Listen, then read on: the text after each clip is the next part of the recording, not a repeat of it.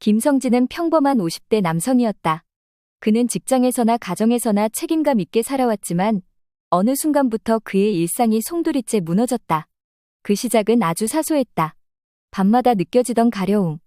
그저 잠자리에서 조금 불편할 뿐이라고 생각했던 증상은 서서히 그의 삶 전체를 잠식해갔다. 처음엔 작은 반점에서 시작했다. 겨우 몇 번 긁었을 뿐인데 그 가려움이 전신으로 퍼지기 시작했다. 아무리 긁어도 해소되지 않는 깊고 원초적인 가려움이었다. 성진은 견디다 못해 손톱이 닿는 대로 긁었다. 긁고 또 긁다 보니 피부가 찢어지고 피가 났다. 손에는 피 묻은 상처 자국이 남았고 그 상처는 골마가기 시작했다. 대체 왜 이러는 거지? 성진은 거울 앞에 서서 자신의 몸을 보며 절망감에 빠졌다. 팔이며 다리며 상처투성이었고 피부는 이미 붉은 자국과 상처로 뒤덮여 있었다. 그는 하루에도 수십 번씩 긁느라 옷에 핏자국을 남겼고 속옷조차 피로 얼룩지기 일쑤였다. 그의 손톱 밑에는 항상 피부 조각이 끼어 있었고 붓고 터진 상처는 결코 아물지 않았다. 가려움은 이제 육체적 고통을 넘어 정신적 고통을 주기 시작했다. 성진은 점점 사람들과의 대화를 기피하게 되었다. 손목과 팔에 남은 상처들은 남들이 보기에도 흉측했고 그로 인해 주위의 시선은 점점 날카로워졌다. 성진 씨, 요즘 무슨 일이 있나요? 몸이 안 좋아 보여요. 동료들이 걱정 섞인 질문을 던질 때마다 그는 얼버무리기 바빴다. 그냥 알레르기 같은 건가 봐요. 괜찮아요. 그러나 그의 대답은 스스로에게도 설득력이 없었다. 문제는 단순한 알레르기가 아니었다. 아내조차 그의 상태를 보고 점점 불안해했다. 여보, 도대체 왜 그래? 병원에 다시 가봐야 하는 거 아니야? 그녀의 시선은 걱정스러웠지만 동시에 그를 멀리하고 싶어하는 듯한 느낌이 들었다. 성진은 스스로에 대한 혐오감에 휩싸였다. 그의 몸은 흉측하게 변해가고 있었고 누구도 그를 도울 수 없었다. 그는 이미 피부과를 여러 차례 방문했다. 약을 먹고 연고를 바르지만 가려움과 상처는 더 악화되었을 뿐이었다. 밤이 되면 가려움은 더욱 심해졌다. 성진은 침대에 누운 채 눈을 감고도 끊임없이 자신의 피부를 긁어댔다. 상처는 더 깊어지고 그로 인해 생긴 피와 고름이 베개와 시트를 더럽혔다. 그는 도저히 자신을 용납할 수 없었다. 하루는 아침에 출근을 위해 거울을 보았을 때 성진은 자신을 마주할 수 없었다. 거울 속의 그는 더 이상 자신이 아니었다. 얼굴에도 상처가 생기기 시작했고 붉게 부어오른 부위에서 피가 흘러내렸다. 그를 마주한 건 괴물이었다. 그날 그는 동료들과 눈을 마주치지 않으려고 했었다. 모두가 그를 피하고 있다는 걸 느꼈다. 말 한마디를 걸어오는 이도 없었고 그가 다가가면 어색한 침묵이 흐르곤 했다. 성진은 점점 외로워졌다. 스스로를 괴물이라 여기며 사람들을 멀리하기 시작했다. 그러던 어느 날 밤, 성진은 참을 수 없는 가려움 속에서 몸부림치던 중 방 한구석에 있는 성경이 눈에 들어왔다. 아주 오래전에 교회에서 받았던 성경이었다. 거의 펼쳐본 적 없던 그 책을 그는 무심코 집어들었다. 그의 마음속에서 작은 희망이 피어오르기 시작했다. 예수님, 당신이 나를 이 문제에서 해결해 줄 수 있을까요? 그 순간 성진의 머릿속에 과거 교회 사역자가 해주었던 말이 떠올랐다. 세상에 살면서 수많은 문제가 생겨요. 문제가 생기면 예수는 그리스도를 부르세요. 그 말이 가슴에 갑자기 박혔다. 성진은 그날 밤 예수는 그리스도의 이름을 부르기 시작했다.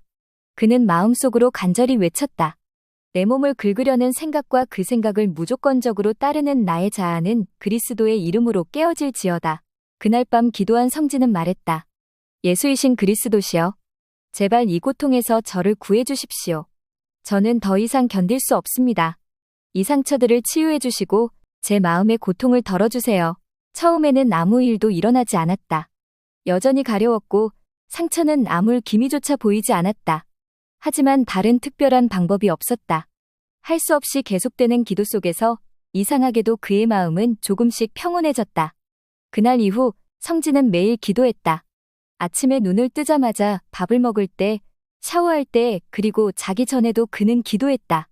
가려움이 찾아올 때마다 그는 속으로 외쳤다. 예수는 그리스도, 나의 이 문제를 해결하실 분이다. 하지만 기도할 때마다 마음 한구석에서는 다른 목소리가 들려왔다. 이게 정말 효과가 있을까?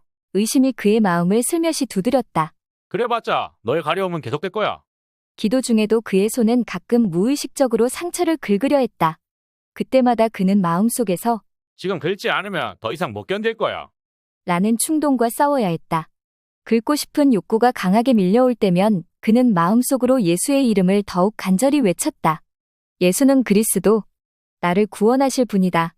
하지만 그 말이 입 밖으로 나올 때조차 또 다른 목소리가 속삭였다. 그리스도의 이름이 이 고통을 멈출 수 있을까?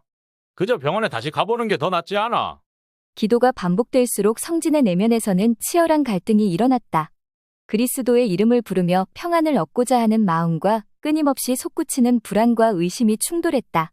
가려움이 심해질 때면 그는 이렇게까지 했는데 왜 아직도 낫지 않는 거야? 라는 분노와 좌절이 자신을 덮쳐오는 것을 느꼈다. 가끔은 그의 기도가 무의미해 보이기도 했다.